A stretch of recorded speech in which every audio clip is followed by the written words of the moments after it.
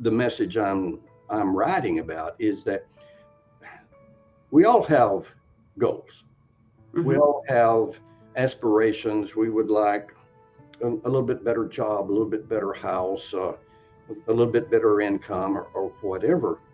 But really, what we're talking about in the You² book and its sequel, The Quantum Leap Strategy, is we're talking about a step change. We're talking about not a 10% improvement or gain. We're talking about doubling, tripling, or whatever. And that's so possible. Here's what's interesting. The people I talk to, the people that email me, write me, call now and then, or catch me, when I've done a keynote or something, or a break at a conference, and they'll talk about this big ambition they've got. I would say 95% of the time they are so reachable.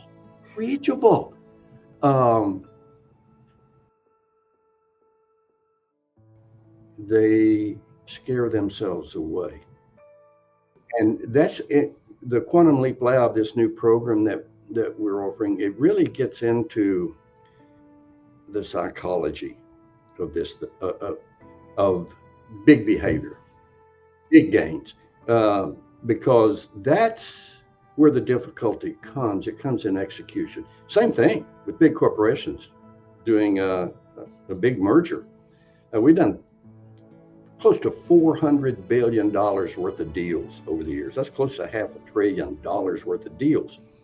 And so much of the time, the deals are very valid. They're well conceived, but the execution is where it breaks down. And that's the same thing with people wanting to make that quantum leap. And I think a big part of the problem is, one, they don't understand what's going to happen to them as they go into that. Companies don't understand what's going to happen to them. And the biggest resistance when someone's trying to make a quantum leap does not come from the outside world. It does not come from the constraints and limitations that you're facing, because you always have scarce resources in some regard. The big challenges come from within. Your biggest challenge is going to be you. Desire's the driver. If you set a goal that's a ho-hum goal, it's room temperature goal,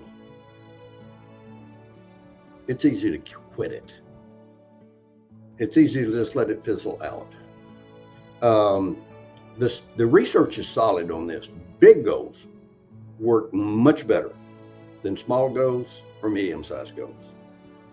I mean, that's just solid behavioral science data. And lots of times when people will set a goal and then they'll start struggling with it, and they'll think, well, this is a struggle, man, I'm feeling kind of beat up here. I guess I ought to modulate. I guess I ought to step down a click, and when they do that, that absolutely sabotages the whole thing, because it takes the fire out of the drill. And so you should set big goals for several reasons. One, just they work better. Secondly, if it's a really big goal, it does that crucial thing. It forces you out of your current modus operandi. Because your current modus operandi, your current approach, ain't delivering a quantum leap. It's not. I mean, if it is, you're cool and you're not calling me, or you're not reading You² or anything. I mean, if you got it going and it's working, you don't have a problem. But when you modulate, when you decide to scale down, it's really putting the leap at risk. Okay. The other thing that's kind of counterintuitive is people misconstrue their mistakes. They try to avoid mistakes. They think that, oh, I'm screwing up. this thing is breaking down.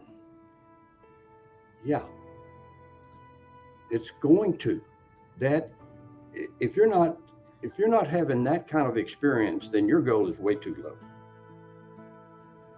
It's kind of crazy. We think that we're supposed to get a quantum leap right, and the mistakes, the failures, are when we get blocked in some way or another, and we think we should shut down.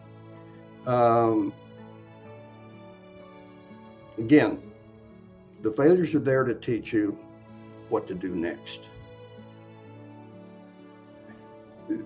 They're there for you to leverage. I've watched for decades these companies going in, and the best thing you can do is prepare them for what's coming, because things are going to get worse before they get better. Right. The first signs of progress or failure. Now, how counterintuitive is that? So you need to welcome failure, not let it scare you off. Super Bowl. Show me a perfect Super Bowl. Any Chiefs, how many screw-ups did they make? You make adjustments in pretty much any game. There's another thing that's counterintuitive, and that's the simplicity angle. A big mistake that people make is in their head, they get the idea that this is complicated stuff. And the secret is to simplify. People so overcomplicate what they need to do. And that's why we've got 4 steps in the Quantum Leap strategy. And it's a very elegant formula. That's methodology. That's process. It's strategy, the strategy. It's not your personal strategy on how you're going to reach your goal and its nuances out there. I don't know what your goal would be, but I can tell you what your strategy or your methodology ought to be. And these 4 fundamentals, is that pick a ridiculously stretch aiming point. Secondly, immediately begin. Relentless pursuit. Past all the mistakes, the breakdowns, and so forth. The third thing is the mind work, and this is where people, boy, they shortchange this. This is huge. It's where the magic happens, and it seems too easy for people, and so they'll abandon it. The fourth thing is tracking, and keeping a clear sense of what's working, what's not, and so forth. Now, beyond that, there are thousands of tactics you could use, but people get distracted by this new shiny tactic over here. Well, I'll do this, and they abandon the 4 core principles. I think that's kind of counterintuitive. I wrote the book to be inspirational, but not ridiculous. I am a very, very practical person. We had a tagline that we used on some of our training programs years ago, and the tagline was face reality, do what works. Okay. And just going toward elegant simplicity. I think the best line that Tony Robbins ever had come out of his mouth was that complexity is the enemy of execution. It just kills me that I didn't say that. The You² book, while I know it hits some people as kind of this woo-woo stuff out there, and kind of unrealistic and pop psychology, but it's not. That's the thing. This thing is grounded in serious behavioral research. I did my doctoral dissertation on personal breakthrough and self-directed change.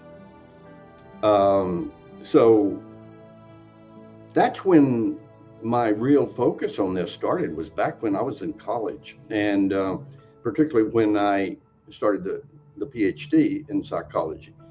And that's still the big challenge. I don't care whoever's on this call this morning. I can tell you unequivocally, your biggest problem will be you. It's not going to be the size of your goal. It's not going to be your constraints and limitations. It's not going to be the lack of support you get from people that have been your best supporters. That's what's funny. That just kind of turns on you because you scare them and they want to protect you. And the villain voice in your head is telling you, don't be stupid. You could get hurt here. This is an outrageous goal. You're going to embarrass yourself. And that kind of brings me to another piece of Nobel Prize winning research by Daniel Kahneman, who's a psychologist. He won the Nobel Prize in economics for this research. We weigh losses or even potential losses twice as heavily as potential gains or actual gains. So you start thinking about that. Now I'm going to go back to the merger world again. This is what happens to an entire workforce when they find out they're being acquired and merged. They start thinking, how can I lose in this situation? What can go bad? How do I protect me? And there's all these me issues. And they're just consumed by the downside. And they don't give equal consideration and thought time to what could go right here. How much better risk is this when you really study it? Back to that risk thing. There's a realistic fear too, because when a company's being acquired and merged, it's kind of like a card game. Some win, some lose, and some break even. The people who are going to win, get a promotion, get a pay increase, whatever, they're all for it. Or maybe they just like change. I mean, they're very change adaptive and it sounds interesting, exciting, and so forth. The people who can see very clearly, or at least think they could certainly easily lose in this situation, well, they're very concerned, appropriately so. Thing about it, when you talk with people about the worst thing that ever happened to them in their life, again, well over half the time, I'd say 2/3, 3/4 of the time, that worst thing that ever happened to them, as described at the time, turns out later as construed as that was the best thing that ever happened to me. But boy, so it's kind of an optimism, pessimism thing. We know the optimists win in the big picture. They just do. Again, you want research? I can quote you research until Christmas. Studies showing how optimists benefit the most. But pessimists or pessimistic thinking, it has one big good thing going for it. Pessimism says, be careful. And once it's gotten that message to you, it needs to shut up, because rarely is it much help in going beyond the warning. Pessimism does far more to help a person make use of that warning, make good constructive gains as a result of that. Give me 6 to 12 people. You've got airtime. You can personalize the message. You can get down into real meanings and real issues. So there's that. Part of it's just because that's, I think, a wonderful size room full of people. And people will become, they share more. They explore themselves more. They will make themselves more vulnerable. And I don't go into this trying to make people vulnerable, but I will tell you this, you're going to learn some things about yourself that you don't know. Because of a couple of instruments that we use, that I've used for decades in doing in-depth psychological assessments of top executives for companies, presidents, division heads, plant managers, executive VPs, and things like that. We charge over $15,000 for any one of those executive assessments. We're going to use 2 of the key instruments in the lab. And I alluded to this a little bit earlier, but the most crucial thing to making a quantum leap is the you. It is not the world context that you're operating in. If you achieve a quantum leap, it will be because of you. If you don't make it, if you give up, abandon the idea, it will be because of you. I'd say in the handbook, a quantum leap is something you're already prepared to do. The only thing in the way is you. And so we try to get you the hell out of the way a little bit. It's saying, here's what's coming, because people don't understand what's coming and they misinterpret it. And so those are key differentiators, I think. And that's a little bit of a rationale for the small group size. This is what I do when I'm meeting with an executive team that's merging, okay? Because they're all screwed up in their heads. They've got so many misconceptions about what's about to land on top of them. But I'll say, here's what's coming. I remember years and years ago, Borg Warner Chemical was being acquired by GE Plastics. Borg Warner Chemical executives called me in, and I went and I did a senior management briefing on merger integration strategy. I've done these, I can't tell you how many I've done for major corporations. And so I spent the morning with Borg Warner Chemical saying, here's what's coming. Okay? You can take it to the bank. You can write it down. Here's what's coming. And so I did that, and they said, man, we wish GE Plastics was using you in this deal. And I said, well, tell them that. Well, they did. And then I got a call from GE Plastics, and they said, we understand you talked with the Borg Warner. Anyway, so he said, why don't you come up and let's talk. We ended up working with them at the GE level. But it's this idea of knowing what day two looks like and how to get through day two, make the most of day two. And that's a key thing in the session. This is special work. It's very gratifying, and it really all comes down to the inside job. It's about execution, and that's the same thing that happens when people, individuals, you, me, the average person out there on the street, when we try to do a really big, fast growth step, a breakthrough step. And so the corporate world has been my laboratory for these years.